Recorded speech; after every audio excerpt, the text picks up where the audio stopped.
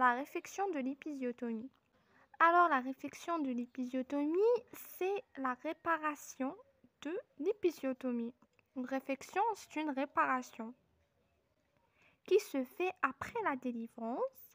Elle doit être très soigneuse pour coopérer avec l'exactitude des deux lèvres de la plaie.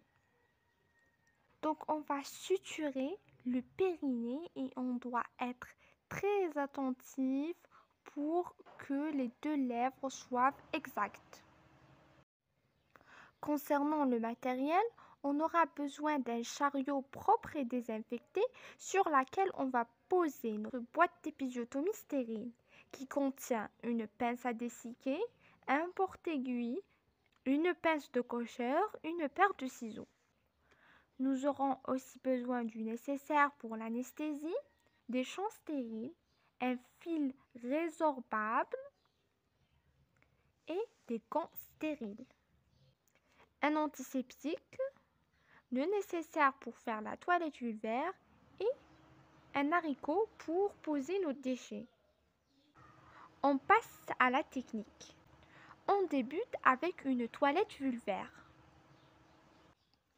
On va mettre nos gants stériles et placer un champ stérile sur l'abdomen et sous les fesses de la parturiente. Donc, on va isoler le périnée. On va vérifier l'état de l'épisiotomie et on va aussi rechercher des déchirures qui nécessitent, elles aussi, une réfection.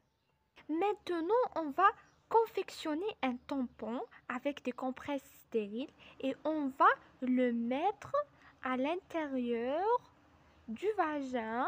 Ça va nous permettre de stopper les saignements et qui ne vont pas s'écouler. Et comme ça, on va avoir un champ de travail propre. Alors, ça va nous permettre de bien visionner la plaie sans que le sang n'intervienne.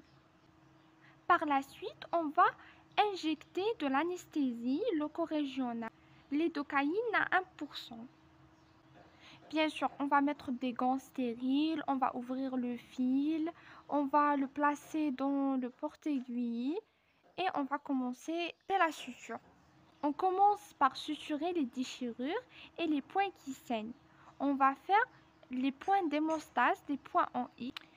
Après avoir suturé les déchirures, on va écarter les parois avec des valves, une petite valve ou simplement avec l'index et le médius de la main gauche pour suturer la muqueuse vaginale par un surjet.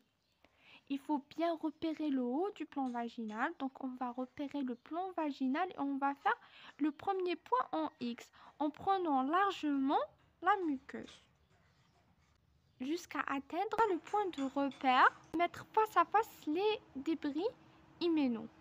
On va suturer le plan musculaire du périnée par des points en X. On va terminer la suture du plan cutané avec des points séparés.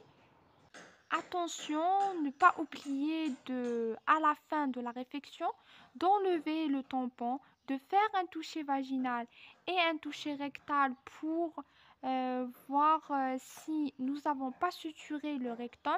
Et à la fin, on va faire une toilette vulvaire et couvrir la patiente avec une serviette propre ou stérile. Bien sûr, ensuite de couche, on va surveiller l'état de l'épisiotomie. On va rechercher un hématome et une infection. Merci d'avoir regardé cette vidéo. À la prochaine avec une autre fiche technique.